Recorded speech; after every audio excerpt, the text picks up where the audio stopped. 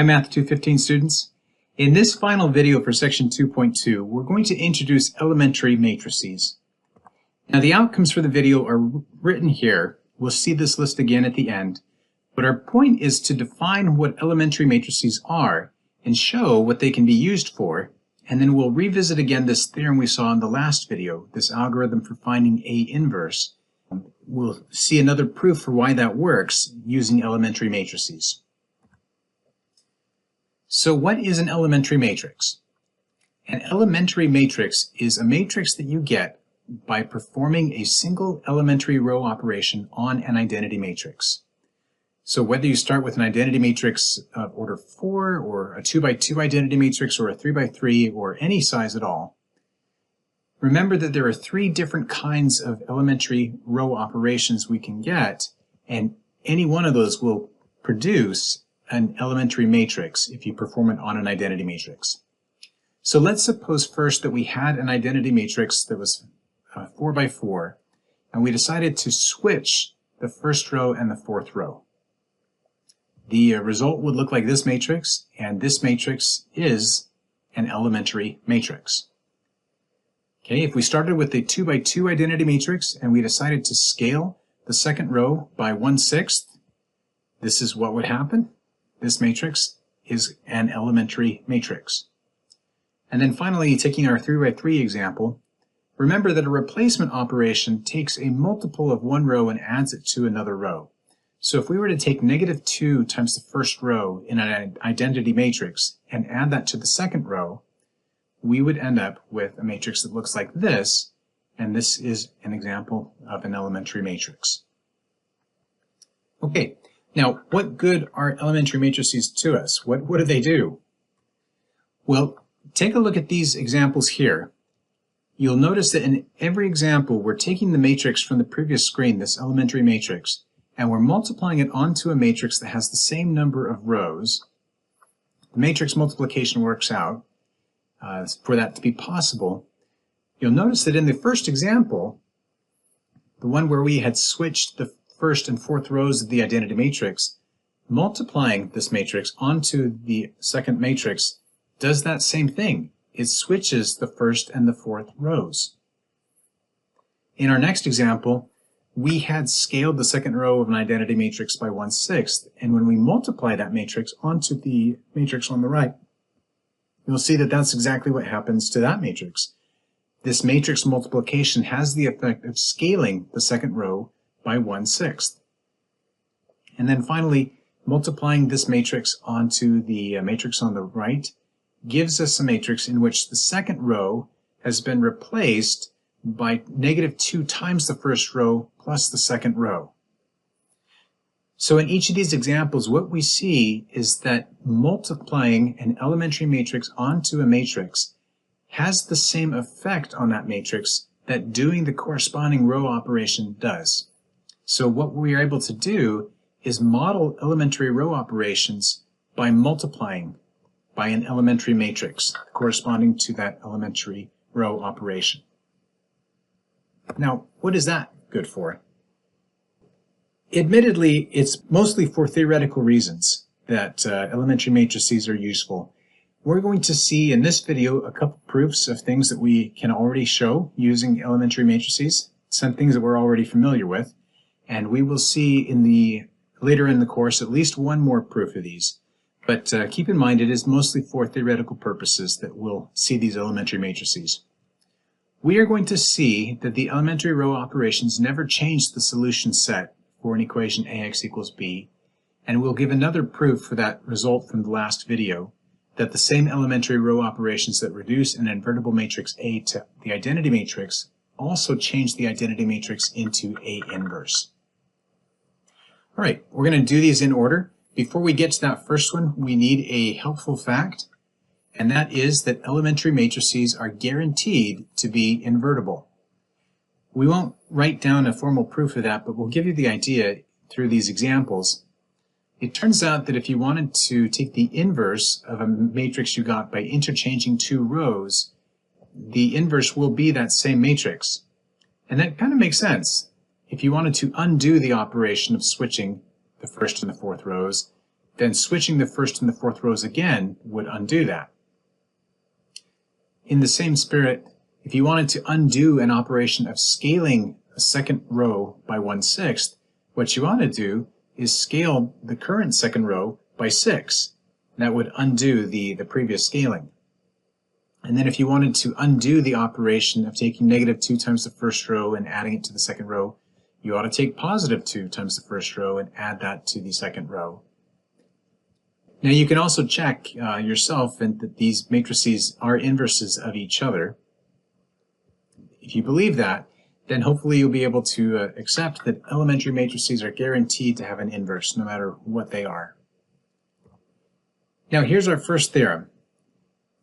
This one talks about row-reducing augmented matrices. We're saying that if by performing elementary row operations on the augmented matrix for AX equals B, we get the augmented matrix A prime X equals B prime, then both of these equations have the same solution set.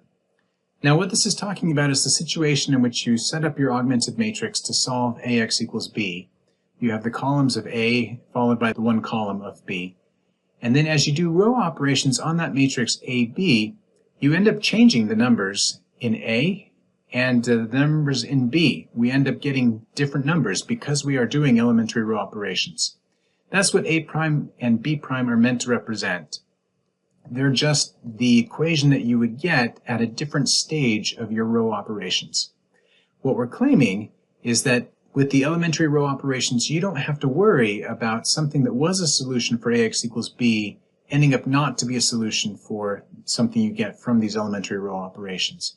Or vice versa. You'll never introduce false solutions to the original, finding solutions for the later ones. Okay, to prove this, we're going to sketch an idea for the proof. We're going to suppose that E1, E2, and so on through EK are the elementary matrices that represent the row operations that you do on the augmented matrix to change it into A prime, B prime. We're going to apply those elementary row operations by multiplying these elementary matrices onto A. We're going to do it in order, so E1 is multiplied onto the left of A first, E2 is multiplied on the result on the left, and so on all the way through EK. And what we're claiming is that A prime is the thing that results when you do all those operations on A. Now when you do the row reductions on the augmented matrix, you also do those same row operations on the last column, and so B prime will be the result of EK all the way through E2, E1, B. Now, let's suppose that we had a solution to the original equation AX equals B. Let's call that solution Y. So in fact, AY is equal to B. And what we're going to do is multiply both sides of this equation by those matrices EK all the way through E2, E1. Now when we do that, we're going to end up with EK all the way through E2, E1, AY on the left, and EK all the way through E1B on the right. We just got done seeing that A prime is the left-hand side's expression. So A prime Y on the left-hand side is equal to B prime on the right-hand side. What that tells us is that if Y is any solution to AX equals B, then Y is guaranteed to be a solution to A prime Y equals B prime. And so we don't lose any solutions. Any solutions we had to the original are guaranteed to be solutions to anything we get from elementary row operations. Now on the other hand, let's suppose that we find a solution for the later one, call it Z, so A prime Z equals B prime. Are we sure that that will also be a solution of the original system? And let's find out. What we're going to do is take the expression A prime Z equals B prime, and we're going to multiply both sides by the expression E1 inverse, E2 inverse, and so on through EK inverse. Now you'll remember that each of those elementary matrices was invertible, and so this expression should make sense.